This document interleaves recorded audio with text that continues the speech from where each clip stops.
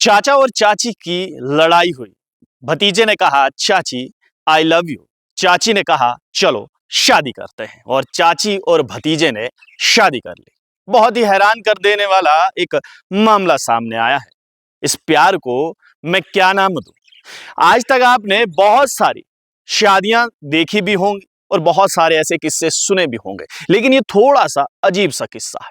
किस्सा कुछ यूं है कि चाचा और चाची के बीच में लड़ाई हो जाती है। इतने में भतीजे ने एंट्री मारी। भतीजे ने चाची से कहा कि मैं आपसे प्यार करता हूं चाची, आई लव यू।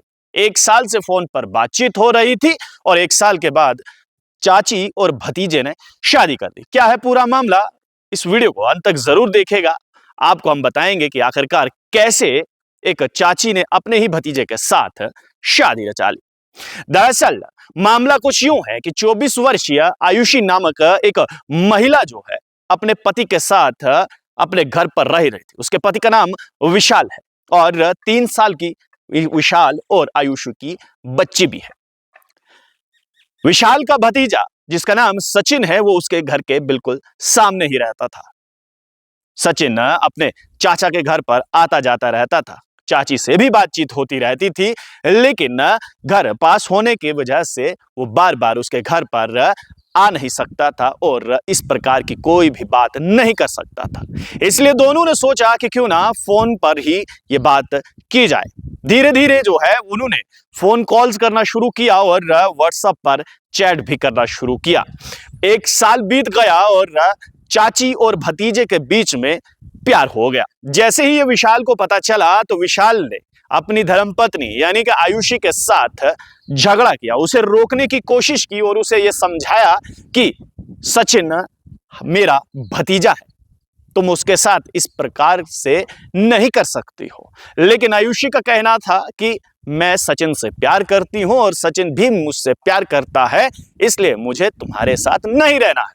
विशाल ने थाने जाकर इस बात की रिपोर्ट दर्ज करवाई और साथ ही साथ कोर्ट में तलाक की अर्जी भी डाल दी। जैसे ही आयुषी को पता चला तो वो सचिन के साथ फरार हो गई।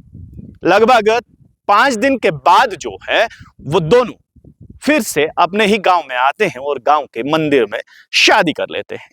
जब आयुषी से यह पूछा गया कि आपने इस प्रकार की घटना को अंजाम क्यों दिया, तो आयुषी का कहना था कि विशाल उसे प्रताड़ित करता था, उसे मारता पीटता था, इसलिए वो विशाल के साथ नहीं रहना चाहती है।